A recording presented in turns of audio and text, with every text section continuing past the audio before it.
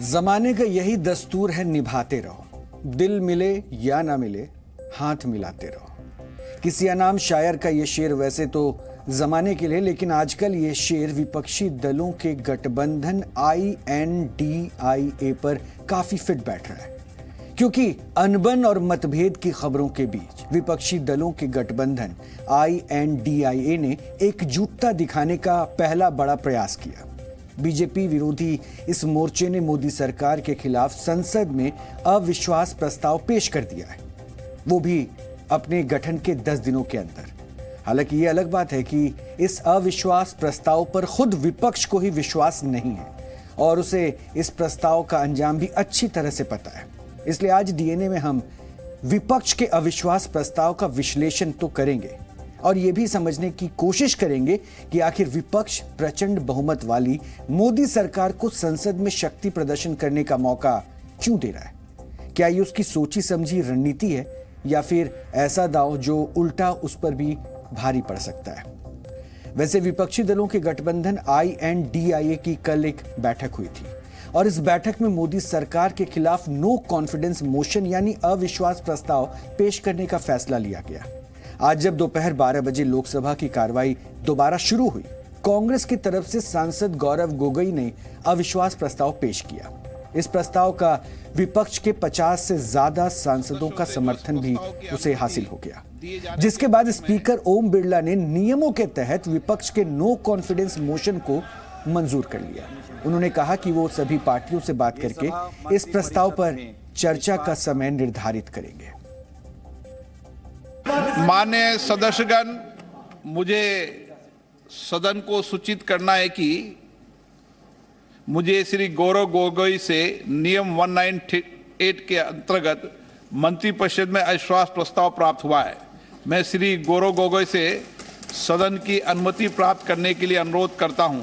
प्रस्ताव इस प्रकार है। ये सभा मंत्रिपरिषद में विश्वास का अभाव प्रकट करती है।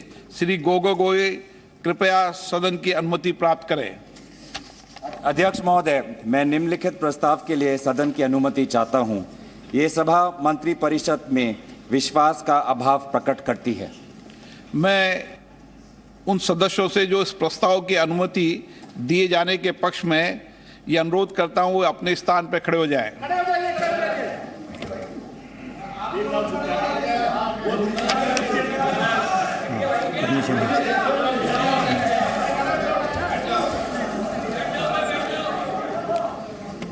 इस प्रस्ताव की अनुमति दी जाती है। हम आपको आगे अविश्वास प्रस्ताव क्यों लाया जाता है और इसके इतिहास के बारे में भी आज बताएंगे, लेकिन आज प्रस्ताव को मंजूरी मिलने के बाद भी विपक्ष नारेबाजी करता रहा और हंगामे के बीच लोकसभा को 2 बजे तक के लिए फिर से स्थगित कर दिया गया।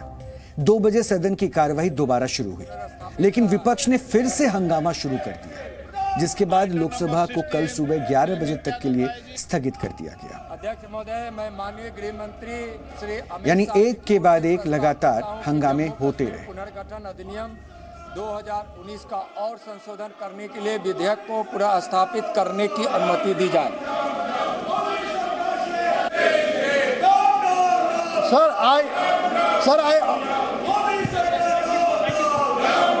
I oppose introduction of the bill. Sir, on the ground is that J&K Reorganization Act is a constitutionally suspect law. It is judicial secretary is being determined. ये जो भी आपने तस्वीर देखी वो लोकसभा की थी, हंगामे की, और लोकसभा की तरह राज्यसभा में भी जमकर बवाल हुआ। विपक्षी सांसद मणिपुर के मुद्दे पर लगातार नारेबाजी करते रहे, जिसके चलते सदन दोपहर 2 बजे तक के लिए स्थगित किया गया और जब 2 बजे राज्यसभा की कार्रवाई दोबारा शुरू हुई तो विपक्ष वॉकआउट कर देता है, जिसके बाद राज्यसभा को भी 27 जुलाई तक के लिए स्थगित कर दिया गया।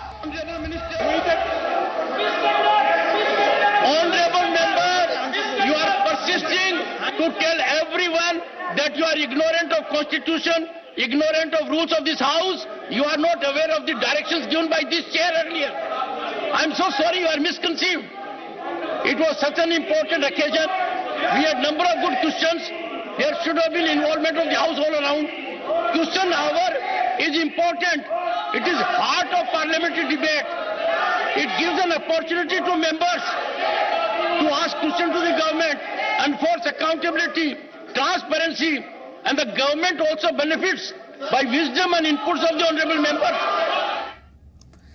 वैसे विपक्षी दलों के नए नवेले गठबंधन INDIA ने अविश्वास प्रस्ताव पेश तो कर दिया, लेकिन इस नो कॉन्फिडेंस मोशन पर खुद उसे भी कॉन्फिडेंस नहीं है, यानी उसे भी भरोसा नहीं है। और विपक्ष ये अच्छी तरह जानता है कि उसके इस प्रस्ताव से सरकार पर कोई आंच नहीं आने वाली है, क्योंकि लोकसभा में फिलहाल 543 सीटें हैं, जिनमें से 5 सीटें खाली हैं, यानी सदन की मौजूदा स्ट्रेंथ 538 है। जबकि लोकसभा में अभी एनडीए के पास 330 से ज्यादा सांसद हैं, जिसमें 301 सांसद तो अकेले बीजेपी के हैं, जबकि विपक्षी गठबंधन INDIA के 140 से ज्यादा सांसद हैं। वहीं 60 सांसद उन पार्टियों के भी हैं जो ना तो एनडीए से जुड़े हैं, ना ही INDIA से। यानी संख्या बल के हिसाब से सरकार को कोई खतरा नहीं है और इस प्रस्ताव पर विपक्ष की करारी हार भी तय है। और ऐसा नहीं है कि विपक्ष को इस अंक गणित का, जिसके बारे में हम अभी बता रहे हैं आपको, इस अंक गणित के बारे में विपक्ष को अंदाजा नहीं है। विपक्ष को पता है। ऐसे में विपक्ष की तरफ से इस नो कॉन्फिडेंस मोशन पर क्या कहा गया, अब आपको ये सुनाते हैं, ये जरूर सुनिए। ये जो सिद्धांत है, ये इंडिया अलायंस का सिद्धांत है कि अविश्वास प्रस्ताव देना है। ये इंडिया अलायंस का एक सिद्धांत है। पिछले 83-84 दिन से जिस तरह की मणिपुर में परिस्थिति बनी हुई है कि वहाँ पे जो कानून व्यवस्था है वो पूरी तरह से चरमरा चुकी है, वहाँ पे कौमों के बीच विभाजन हो गया है, वहाँ पर सरकार नाम की कोई चीज नहीं रह गई है। ये जो सारे तथ्य हैं, इन तथ्यों ने हमको मजबूर किया कि हम केंद्र सरकार के खिलाफ अविश्वास प्रस्ताव लेके आए।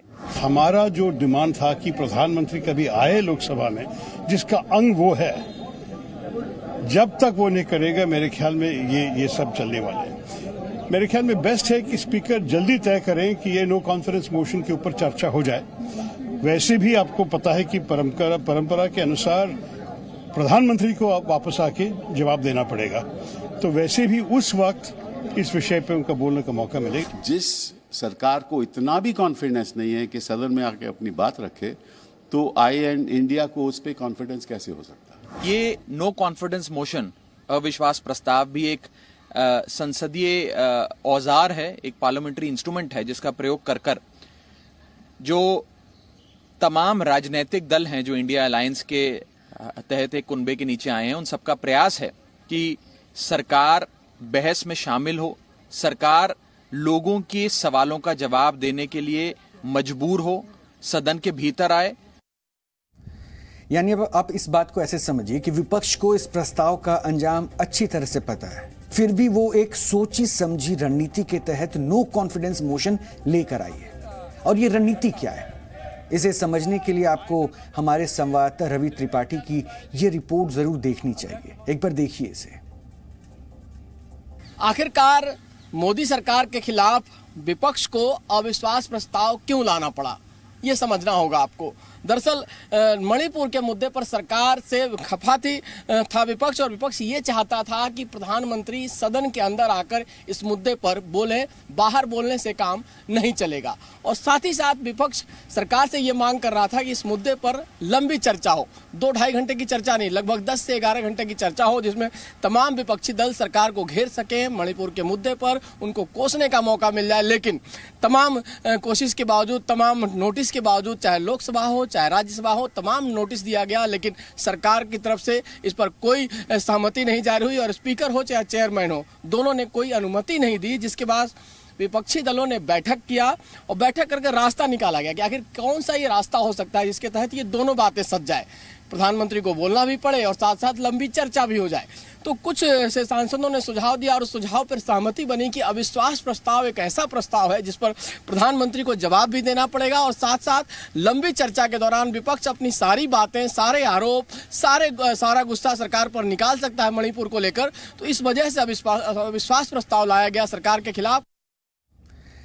वैसे आज आपको यह भी पता होना चाहिए कि एक दिलचस्प सा इत्तेफाक है। इससे पहले आखिरी अविश्वास प्रस्ताव ठीक 5 वर्ष पहले 2018 के मॉनसून सत्र में ही लाया गया था और उस समय इसे तेलुगु देशम पार्टी की तरफ से पेश किया गया था, जबकि टीडीपी इससे पहले एनडीए का ही हिस्सा थी।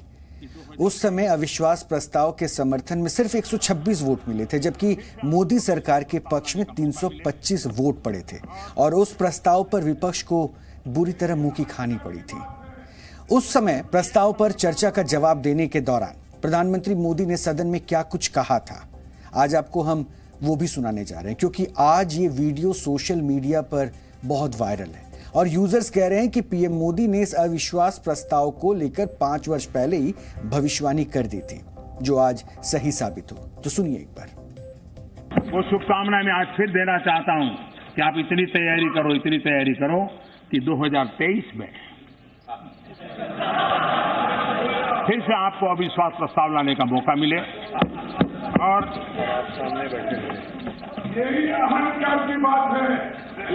ये समर्पण भाव है,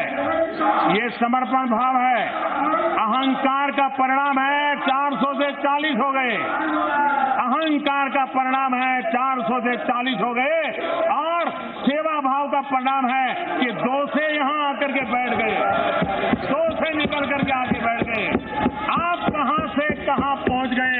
अरे मिलावटी दुनिया में जीना पड़ रहा है, आप कोई लंबी बात करोगे तो शोभा नहीं देगी।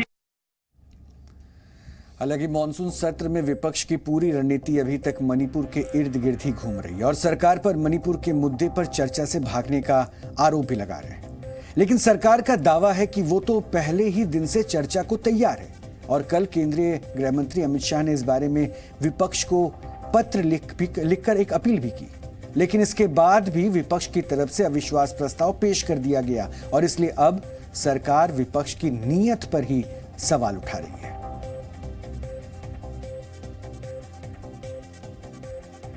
नो कॉन्फिडेंस दिया है तो अब लोगों के कॉन्फिडेंस माननीय नरेंद्र मोदी जी के ऊपर, भारतीय जनता पार्टी के ऊपर ही है।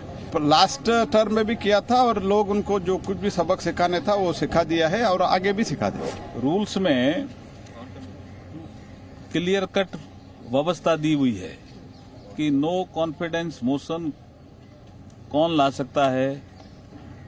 उसमें 50 जो माननीय सांसद हैं उनके द्वारा वो खड़े होने की स्थिति में हैं क्या, वहां रहेंगे क्या हाउस में, आने दो पहले नो कॉन्फिडेंस मोशन। सरकार हर परिस्थिति के लिए तैयार है। नियम 198 के तहत ये डिबेट चाहते हैं, डिस्कशन चाहते हैं। आपको बता दें लोकसभा में इनको 198 सदस्यों का भी समर्थन नहीं मिलने वाला है, क्योंकि मोदी जी के दिक्कत इनको ये हुई है कि मोदी जी के काम की गिनती ने कुनबे का गणित बिगाड़ दिया है और जब कुनबे का गणित बिगड़ जाए तो इसी तरह के बेसुरे बेहुदा बातें सुनाई पड़ती हैं। विपक्ष को तो कभी भी कॉन्फिडेंस नहीं था, उनको 2014 से ही कॉन्फिडेंस नहीं है, वो 2018 में भी लाए थे। ये सदन का टाइम बर्बाद करते हैं भाई। नो कॉन्फिडेंस उस पे लाते हैं जहां आपको उनकी बहुमत की संख्या पे कोई शंका हो। आपको यहाँ तो कोई शंका नहीं है, सदन का भी बहुमत है मोदी जी के पास और देश का भी बहुमत है मोदी जी के पास। तो ऐसे में अब ये अपनी फ्रस्ट्रेशन में सदन का समय बर्बाद करना चाहते हैं, उसका भी लोकसभा अध्यक्ष जी ने समय दे दिया आओ। लेकिन जब ये प्रस्ताव आएगा तो फिर एक बार इतनी बुरी तरह ये लोग लज्जित होंगे जिसका शब्दों में वर्णन नहीं कर सकता।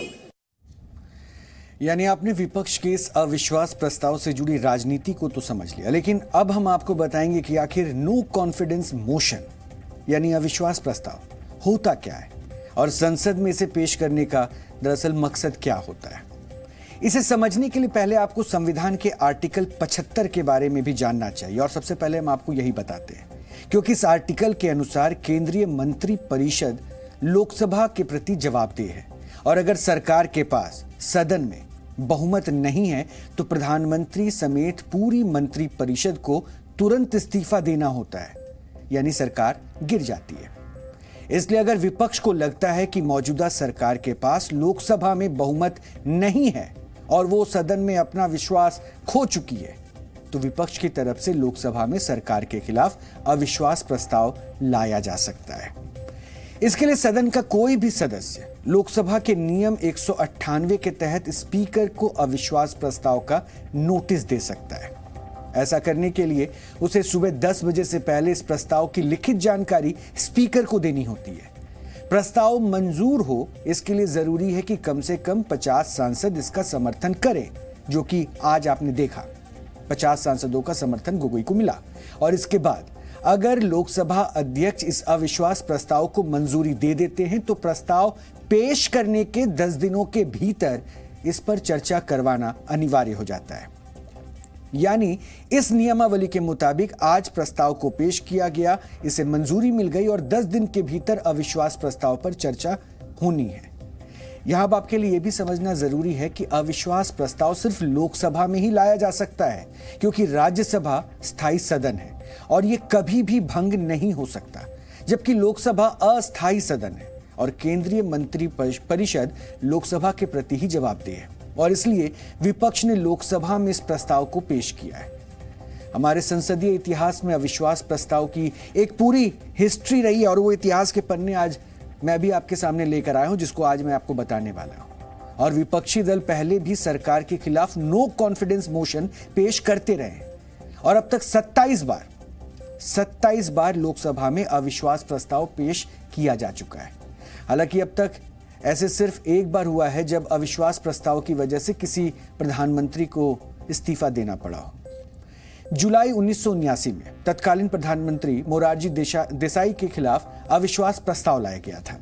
हालांकि तब पीएम मोरारजी देसाई ने संसद में वेटिंग होने से पहले ही, यानी वहां पर जो वोटिंग होनी थी, गणना होनी थी, उससे पहले ही अपना इस्तीफा दे दिया था। अब हम आपको अविश्वास प्रस्ताव के इतिहास से जुड़ी एक खास रिपोर्ट भी दिखाएंगे और ये रिपोर्ट आपको जरूर देखनी चाहिए। भारत का संविधान विपक्षी दल को यह अधिकार देता है कि वो जो भी सरकार है, अगर उससे वो नाराज है, अगर उससे निराश है, तो उसके खिलाफ अविश्वास प्रस्ताव ला सकती है।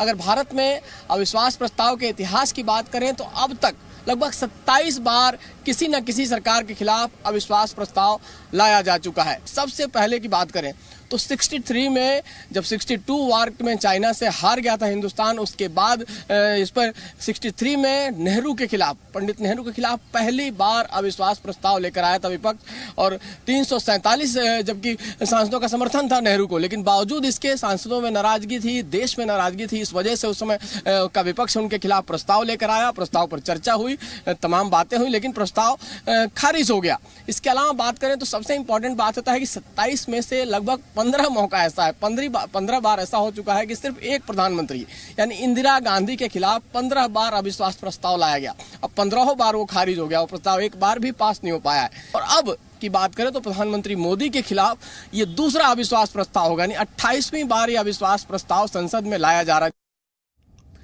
तो अविश्वास प्रस्ताव को लेकर, उसके इतिहास को लेकर जो जानकारी अभी हमने आपके सामने रखी वो तो दिलचस्प थी, लेकिन अविश्वास प्रस्ताव से जुड़े कुछ और दिलचस्प पहलू भी हैं जिन्हें आपको आज जरूर जानना चाहिए, क्योंकि ये पहलू बताते हैं कि विपक्ष खास करके कांग्रेस और यूपीए संविधान की इस व्यवस्था का इस्तेमाल सरकार गिराने के लिए कम और सियासत चमकाने के लिए ज्यादा कर रहे हैं, खास करके चुनाव से ठीक पहले।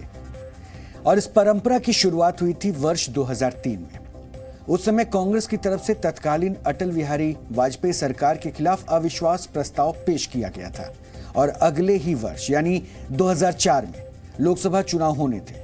हालांकि ये प्रस्ताव गिर गया। दूसरी बार कांग्रेस की तरफ से वर्ष 2018 के मॉनसून सत्र में अविश्वास प्रस्ताव पेश किया गया, जबकि अगले ही वर्ष यानी 2019 में लोकसभा चुनाव होने थे और विपक्ष को पता था कि सरकार के पास बहुमत है और उसका प्रस्ताव नहीं टिकने वाला। इसी तरह अब कांग्रेस ने ठीक ऐसे समय मोदी सरकार के खिलाफ दोबारा अविश्वास प्रस्ताव पेश किया है, जबकि अगले ही वर्ष लोकसभा चुनाव होने हैं और इस बार भी कांग्रेस को पता है कि मोदी सरकार के प्रचंड बहुमत के सामने उसके अविश्वास प्रस्ताव का गिरना तय है।